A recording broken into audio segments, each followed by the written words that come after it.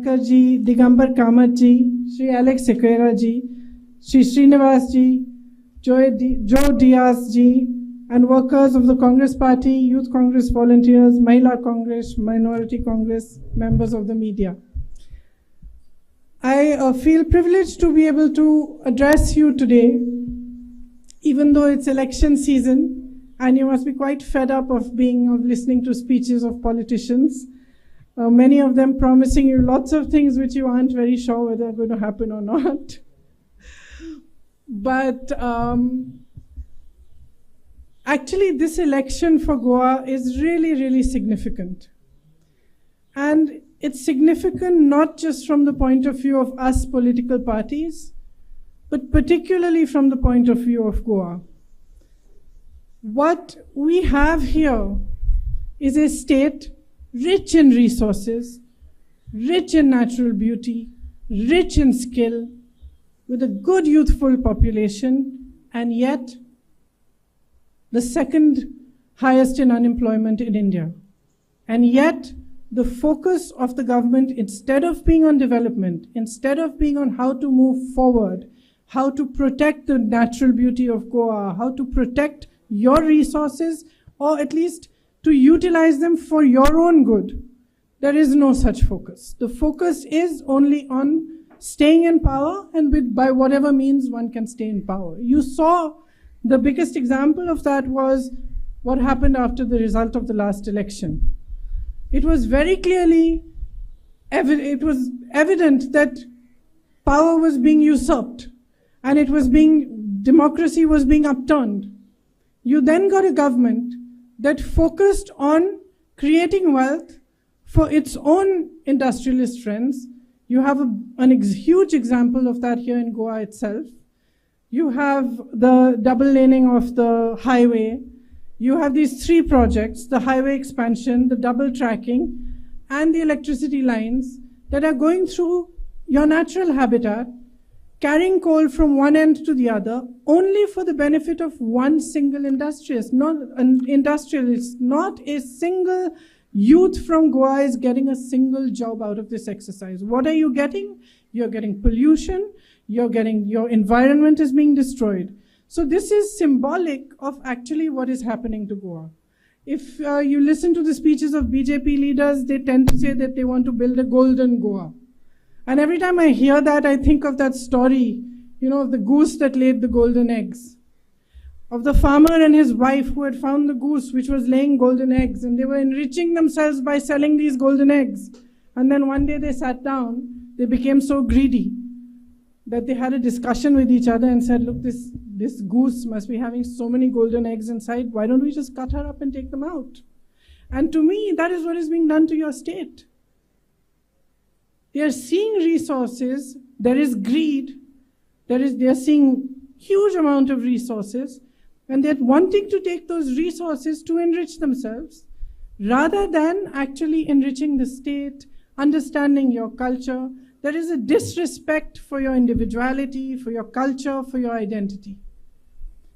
And when you have a government that actually internally cannot accept your differences, cannot accept your culture the way it is, does not want it to flourish, wants a uniform culture, then the result is that your state suffers, that you suffer.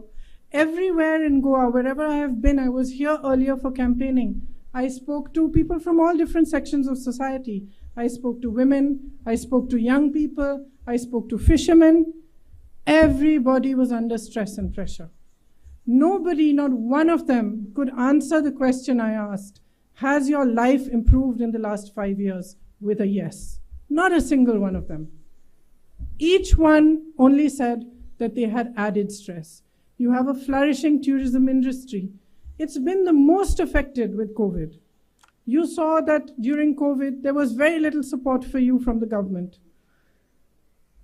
Aside from that health support and the health services, and even helping those doctors and nurses to perform their duties, making life easier for them, rather than complicating it further, you didn't see any of that happening. At the same time, you saw that because of COVID, because of the lockdowns, Your tourism industry was deeply affected. Again, nothing was done to help you. We've seen a budget recently, and in that budget, there are lots of provisions for the big industrialist friends of the government. But there are no provisions for the middle class, there are literally no provisions for the poor, and there are no provisions for the small and medium businesses on which manufacturing thrives and on which jobs thrive. So when we say unemployment is an issue, the greatest employers across the country are the small and medium businesses, are the businesses that you run, your tourism business here, somebody's running a small hotel, somebody's running a restaurant, those are good for employment. Small manufacturing units, those actually help employment. There is absolutely no stress in supporting them. There is no focus on what could have been done once, of course, Corona hit the whole world. In that sense, everybody was affected. But you've seen in other countries how the government worked proactively to help those affected businesses, how they provided support, how they, for example, I know in the state I work in Uttar Pradesh, which is quite different from Goa, and much larger, but I find over there that people were paying their electricity bills. So shopkeepers were paying their electricity bills through the lockdown, but they had no business. So they started taking loans, and now they are mired in debt. So unless you have a government that thinks progressively, that thinks for you, and that is actually has its heart in the right place, to be honest, that thinks of the state as an identity of its own, with a culture of its own, and of the country, you cannot flourish and progress. So I am here, and I've come all the way to say to you that you are watching what is going on around you. You've seen what has happened in the Mole forest. You have seen what has happened with the hills and the jungles of your beautiful state. You have seen how on Goa Mukti Divas, people were beaten up by the police. You have seen how heritage buildings are being harmed in old Goa.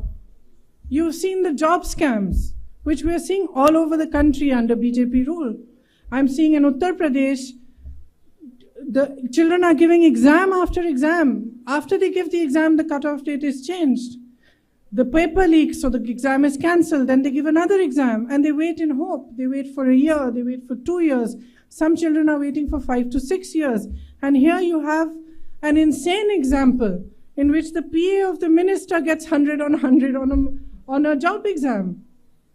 So there are scams being carried out instead of employment being given. Every government has jobs to give. It also has the funds to help you create employment. None of that is being done here. You're able to see it very clearly. As I said about small businesses, you had GST, you had the lockdown, and right before that, I think I was in Goa at the time when the Notbandi was announced, and suddenly you had demonetization. Now this affected the small and medium businesses worse than it affected anyone else in the country. We were all told, line up, because this is your patriotism and black money is going to be brought back into India. Nothing happened. We never saw a penny of that black money. What we did see was the collapse of many, many hard-working people's businesses which had been built with their sweat and toil. And till today, post-GST, post-demonetization, and post the COVID and the lockdowns, there is no support from the government for you. We hear them talking about building a casino capital here. There's nothing they're doing for the service industry. They talk about safety for women. And I have a fact here, a figure of 24% rise in crime against women in Goa. There is apparently a minister who in one of these cases blamed the girl for the violence that happened against her. And this is typical of a mindset that is unaccepting of actually what the truth is, and unaccepting of the fact that women are equals.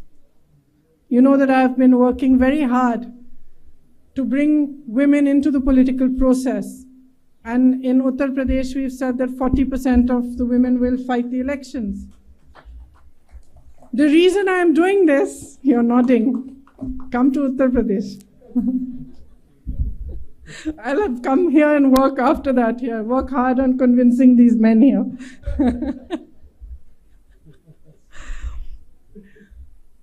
So why am I doing that? I'm actually doing it for 2 or 3 different reasons. The first and foremost is that as women and 50% of the population, it is our right to have 50% of the representation. And it's not something anybody is doing us as a favor. It is our right. And we want to fight for our right. But more than that, I feel that politics today has become filled with hatred. It's become filled with anger. You know, you hear speeches, 90% of the speech is negative. Maybe about the other party, but 90% is negative. And there is no positivity in it. I firmly believe that us women, being the practical people that we are and having to always handle so much, actually can bring that positivity, that compassion into politics as well. So it's my belief that all of us women should be helped also to stand up on our feet. And to that, I would like to say that the Congress party in Goa has come out with a manifesto. And in the manifesto, there are a lot of nice things for women, which I would like to tell you about. I'm going to read it. In government jobs which will be provided in Goa, 30% of them will be for women. There will be a working women's hostel in Margao and Panaji for working women. There will be an increase in the number of police stations which are manned by women. And the SHGs will all get 1 lakh rupees of support for each SHG.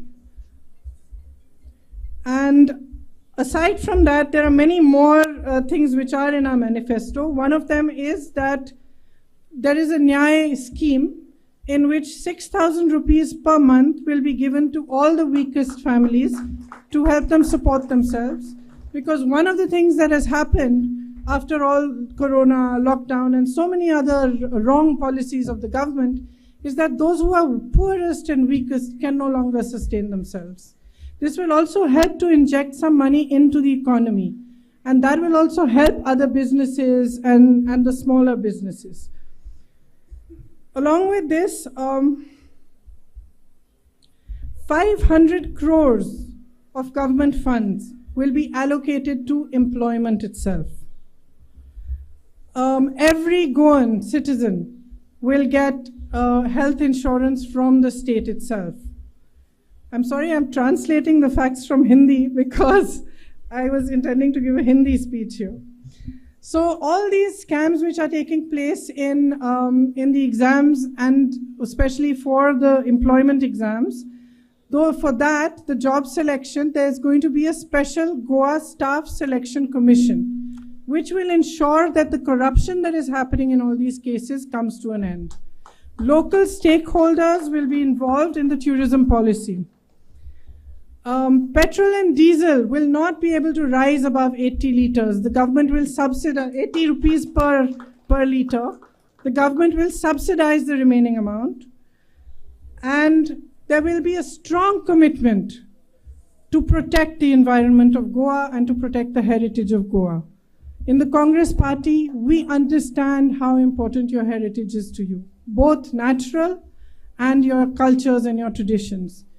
And it is from that understanding that many, many years ago, my grandmother conducted possibly the only referendum that was ever conducted in India, in Goa, to find out from the people of Goa whether they wanted to be part of the Maharashtra state or they wanted a state to themselves. And with that same respect, and with that same clear respect for your dignity, for your culture, for your traditions, the Congress party today wants to hand Goa back to Goans.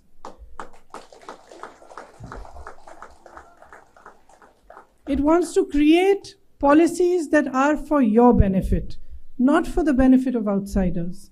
Whether it is the policies on buying of land, whether it is the tourism policy, whether it is the environment, whether it is the fact that industrialists are being allowed to carry coal from one side of Goa to the other, and special provisions are being made for them while the people of Goa are being ignored. All of this, we promise that we are going to focus on fully and we are going to give you a stable government that works for Goans. So in this election, I come back to what I began with. This is an extremely important election for you, more than for any of us. It is most important for the people of Goa to understand today where their state is heading, and to understand what is happening to it, to understand the way it's being looked at by the BJP. It's simply a resource for their greed for power and for their greed for helping their industrialist friends.